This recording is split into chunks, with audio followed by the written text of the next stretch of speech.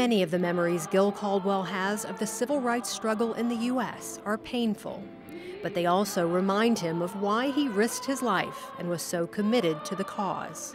Having a chance to meet Martin King in 1958, I think I knew full well that even as I went into the ministry of the United Methodist Church, that I would be as involved as I could be in the civil rights movement that he led. Caldwell was 24 and completing his studies at Boston University's School of Theology when the 29-year-old Martin Luther King Jr. came to rally support for area public schools. And there I am, of course, on the right-hand side of the picture looking up. Whether I was concerned about security or not, I'm not sure. Later, when Caldwell was a Methodist pastor in Boston and a member of the Southern Christian Leadership Conference, he headed south to Selma to walk with King again. I was not there for Bloody Sunday, but because of my involvement with SCLC in Massachusetts, was one of those who received communication from Martin King asking for religious leaders to come to Selma. I was there for that turnaround Tuesday because that was the day we did not have permission from the officials to begin the march. So we marched across the Edmund Pettus Bridge. So that Sunday became Turnaround Tuesday.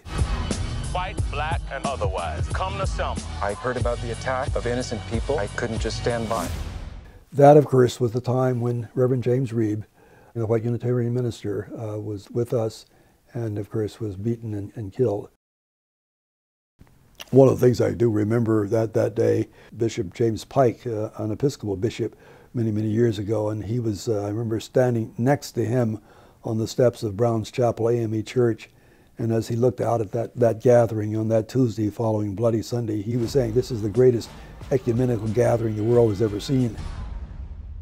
There were people, of course, who felt that the civil rights movement was too confrontational, that it was too activistic, and that was not how some people saw justice. The black residents of Selma impressed me, as I remember.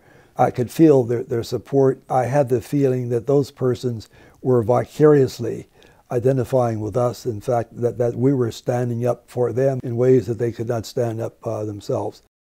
I've written about Harry Belafonte being responsible for bringing in a number of Hollywood stars and celebrities, in fact, picking up the tab for a plane. And I remember being, of course, on the stage with those celebrities. There was that, and then, of course, the triumph of getting into Montgomery, the signing of legislation that brought to the forefront the whole purpose of the march. There were just so much violence during those days, but there was a kind of exhilaration that there was purpose, there was meaning in what we were doing. So many people cannot understand the depth of the patriotism of Martin King and other civil rights heroes and heroines. They loved the country, its possibilities, its potential, in ways that some people have yet to comprehend.